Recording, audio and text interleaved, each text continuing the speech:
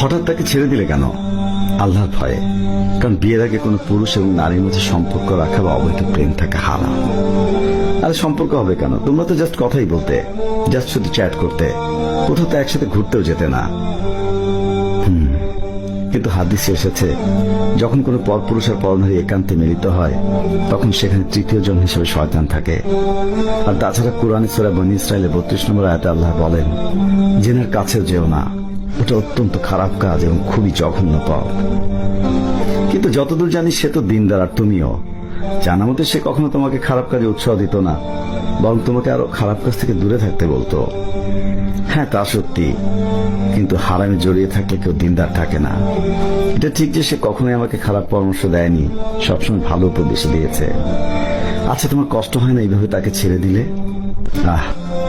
কিন্তু কষ্ট হয় এই জন্য যে কেন আমি এতদিন হারাম সম্পর্কে জড়িয়েছিলাম। আল্লাহর কাছে তওবা করেছি, এখনো করছি। কিন্তু কাউকে কাঁদিয়ে কেউ ভালো থাকে না।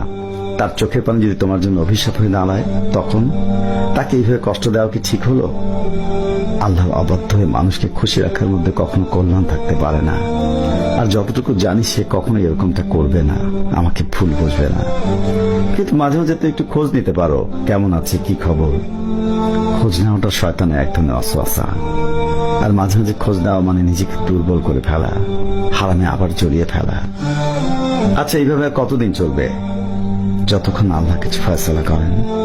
সূরা ইউনূসের 109 নম্বর আয়াতে আল্লাহ বলেন, হে নবী, তোমার কাছে ওহীর মাধ্যমে যে হেদায়েত পাঠানো হচ্ছে তুমি তার অনুসরণ করো, আর আল্লাহ ফয়সালা দান করা পর্যন্ত সবর করো, এবং তিনি সবচেয়ে ভালো ফয়সালাকারী। অর্থাৎ আমি সবর করবো যতক্ষণ না আল্লাহ কিছু ফয়সালা করছেন। কিন্তু এইভাবে কোন রকম যোগাযোগ না রেখে যদি সে তোমাকে ভুলে যায়, যাক, কারণ এখানে তার থেকে আল্লাহর ভালোবাসা আমার কাছে অধিক প্রিয়। কোন রকম যোগাযোগ নেই, এইভাবে চলতে থাকলে যদি তাকে চিরদিনের জন্য হারিয়ে ফেলো, আল্লাহ ভাগ্যে রাখলে বিয়ে হবে। আর যোগাযোগ রাখলেই যে বিয়ে হবে তার কি নিশ্চয়তা আছে? আস্তাগফিরুল্লাহ। হারাম সম্পর্কগুলো এভাবে একদিন শেষ হয়ে যাবে। আফসোস যারা এখন এই সম্পর্কে জড়িয়ে আছে। কি হবে সেদিন? এই প্রিয়জনটা কি পাশে থাকবে আল্লাহর সামনে? না, অসম্ভব। হারাম কখনোই জাহান্নাম থেকে বাঁচাতে পারবে না, যতক্ষণ না সে তওবা করে ফিরে আসে।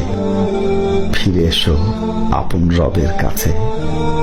প্রেম নয়, বিয়ে করুন, আল্লাহর সন্তুষ্টি লাভ করুন।